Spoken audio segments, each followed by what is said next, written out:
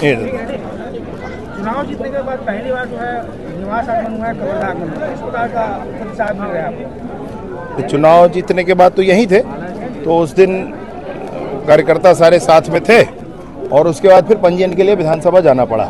मैं कल रात में आया हूँ, सभी साथी गांव-गांव से आज मिलने आए हैं। सबका मैं हृदय से आभार व्यक्त करता हूँ। इनकी ही जीत है, इन्होंने ही सब कुछ किया है। बिन पैसा कौड़ी का चुनाव कवर्धा का हुआ है। एक तरफ 70-80 करोड़ खर्चा करने वाले, एक तरफ 1-8 करोड़ भी खर्चा नहीं करते हम लोग। ऐसा चुनाव अद्भुत कवर्धा का हुआ है। साथी कार्यकर्ता, भाजपा के कार्यकर्ता, देवतुल्य कार्यकर्ता, नौजवान कवर्धा के और जनता कवर्धा की अभिनंदनीय है। मैं हृदय से उनको प्रणाम करता हूं भैया, शीश झुकाकर हाथ जोड़कर प्रणाम करता हूं। बड़ी जीत हुई है भैया, तो बड़ी जवाबदारी और बड़ा विश्वास भी है आपको कार्यकर्ताओं के उस पर। कितना खरा उतरेंगे और कैसे आगे बढ़ेंगे?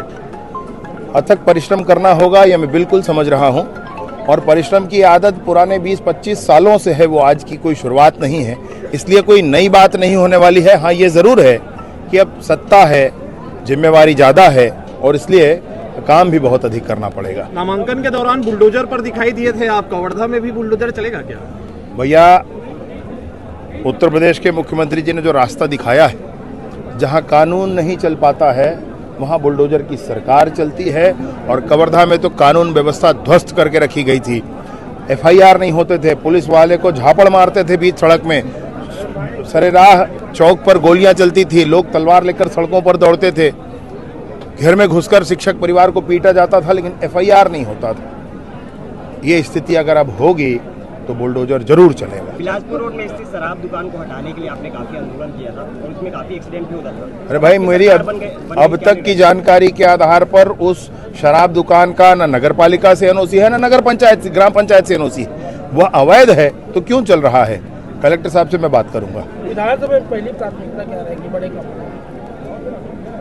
भैया, एक काम प्राथमिकता में नहीं है, बहुत से काम है प्राथमिकता में। तो मसला यह है कि सर्वप्रथम तो शांति व्यवस्था कवर्धा की कायम होनी चाहिए। कवर्धा से भय का वातावरण समाप्त होना चाहिए। जो अवैधानिक तरीके से लोग कवर्धा में घुस कर आए हैं उनको वापस निकालना चाहिए। पूरा प्रशासन लगेगा उस पर, ये काम अवश्य होगा। और उसके साथ निर्माण कार्य, तो मैं आपको कहना चाहता हूं कि सूतिया पाट के नहर विस्तार का काम है, लहरू बंधान जो है उसका काम है, जगमड़वा का काम है, जगमड़वा बांध का काम है। यहाँ पर सूतिया पाट में भी अलग नहर विस्तार का काम जो है, उसके साथ साथ उसमें और भराव अधिक हो उसके लिए काम है।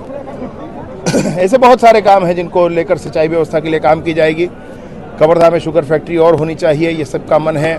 ये खारा से लेकर के चिल्फी तक का रास्ता अब तक पड़ा हुआ है, वो मन है।